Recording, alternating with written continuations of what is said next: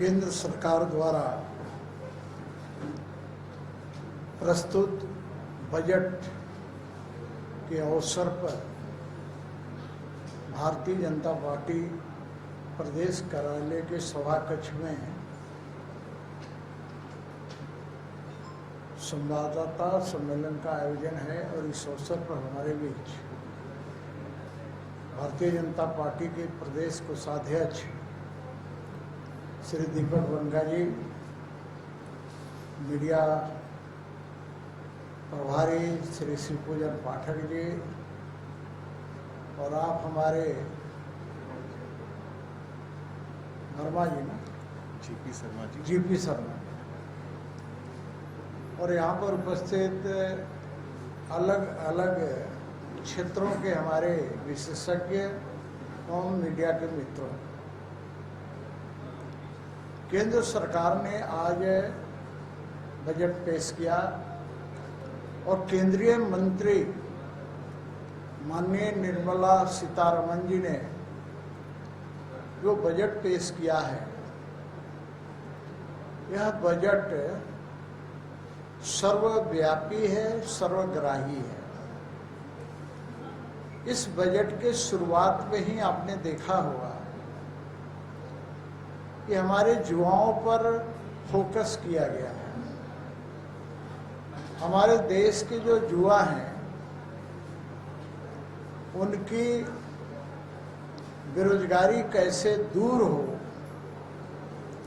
इसके लिए कई स्कीम्स लाए गए और सरकार का लक्ष्य है कि 4 करोड़ युवाओं को रोजगार कैसे दिया जाए।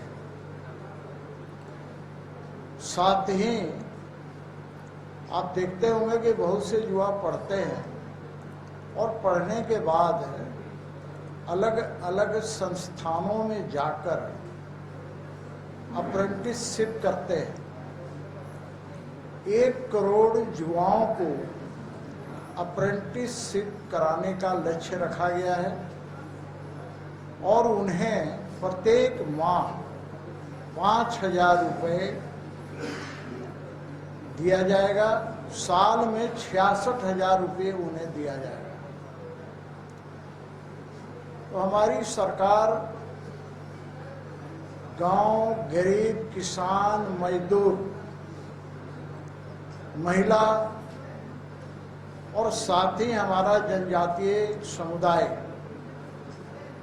उसके उत्थान के लिए फोकस करने का काम किया है। 25,000 गांवों में पक्की सड़क बनाने का लक्ष्य है। साथ ही किसानों के लिए भी कई तरह के स्कीम्स लाए गए हैं। हमारे छोटे छोटे जो व्यापारी हैं उनके लिए प्रोत्साहन के लिए भी स्कीम्स है। स्टार्टअप का भी ध्यान रखा गया है। साथ ही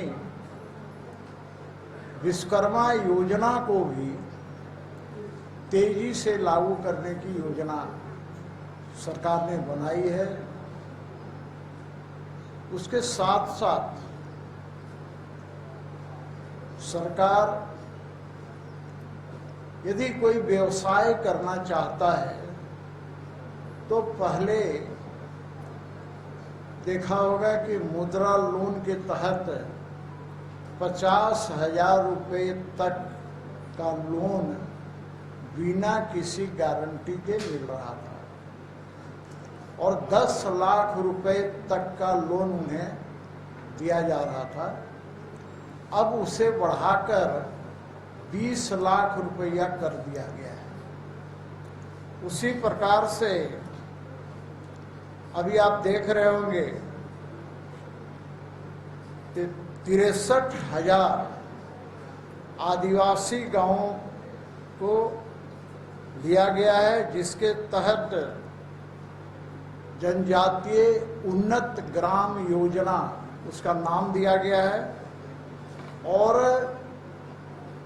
जो जानकारी है हम लोगों को कि पूरे देश के अंदर 10 से 12 करोड़ आदिवासियों की संख्या है, जिसमें 5 करोड़ आदिवासियों को इसका लाभ होगा।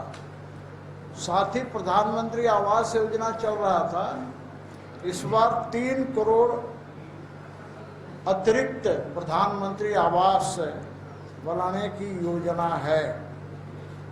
उसी प्रकार से 1 लाख से कम सैलरी वाले उनको 3,000 रुपया प्रत्येक महीना सरकार देने का काम करेगी। साथ ही युवाओं को मैन्युफैक्चरिंग जो सेक्टर है उसमें 30 लाख लोगों को नौकरी देने की योजना है। उसी प्रकार से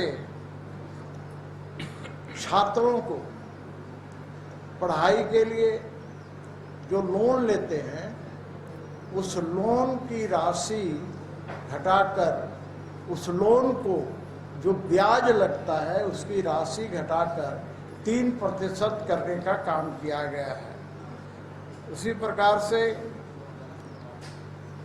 देश के 500 कंपनियां हैं जिन्हें सरकार ने चिन्हित करने का काम किया है, उसमें युवाओं को नौकरी मिलेगा। और मजदूर वर्ग है उसके लिए भी सस्ता घर बनाने की योजना सरकार ने लाई है। साथ ही जो सोलर ऊर्जा है, सोलर बिजली मिलता है, वो 300 यूनिट सोलर बिजली मुफ्त देने का भी योजना है। साथ ही जो हमारे स्ट्रीट वेंडर हैं, पूरे देश के अंदर 100 शहरों में स्ट्रीट वेंडरों के लिए साप्ताहिक बाजार लगाने की भी योजना है।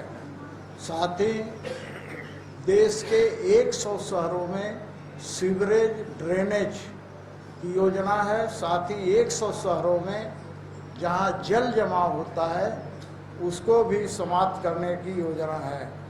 साथ ही शहरी क्षेत्र में देखते होंगे कि भूमि का बहुत बड़ा लफड़ा होता है, तो शहरी क्षेत्रों में GSI भूमि मैपिंग की भी योजना सरकार ने बनाने का काम किया है।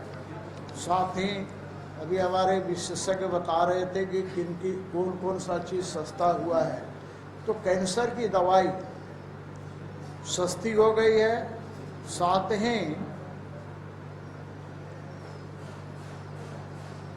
X ray machine, mobile phone, mobile charger पर भी सीमा शुल्क 15% घटा है, यानी वो भी सस्ती होगी।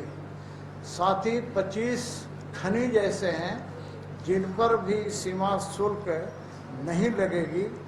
तो इस प्रकार से सोलर पैनल, सोलर सेल सस्ते होंगे। इलेक्ट्रिक गाड़ी भी योजना है कि ज़्यादा से ज़्यादा इलेक्ट्रिक गाड़ियाँ चलें और इसको बढ़ावा देने का काम हमारे नितिन गडकरी जी माननीय मंत्री कर रहे हैं, तो वो भी सस्ती होगी। आज के दिन यदि आप इलेक्ट्रिक गाड़ी खरीदते हैं तो महंगी मिलती है, वो सस्ती होगी। और इस प्रकार से कई तरह के छूट सरकार ने देने का काम किया है। इनकम टैक्स में भी छूट देने का काम किया। आपने देखा है कि 3 लाख तक का कोई किसी भी प्रकार का उसको टैक्स नहीं देना होगा। उसमें ग्रेड बनाए गए हैं कि कितना से कितना में कितना लगेगा। कुल मिलाकर मैं ये कह सकता हूँ आज के दिन कि ये जो बजट आया है ये सबों के लिए है, खासकर वैसे लोगों के लिए जो कम सैलरी वाले हैं, वैसे लोगों के लिए है जो युवा हैं, वैसे लोग हैं जो छात्र हैं, वैसे लोग हैं जो महिला हैं, वैसे लोग हैं जो मजदूर हैं, वैसे लोग हैं जो निम्न वर्ग के लोग हैं। तो कुल मिलाकर मैं आज के दिन कह सकता हूँ इस सरकार ने निम्न और मध्यम वर्ग के हितों का बहुत ख्याल रखने का काम किया है, जिससे हमारा देश प्रगति पर जाएगा। वैसे भी आज देश की आबादी में 65% हिस्सेदारी युवाओं की है, तो युवाओं को कैसे आगे बढ़ाया जाए इसके लिए सारी व्यवस्था की गई है। बहुत बहुत धन्यवाद।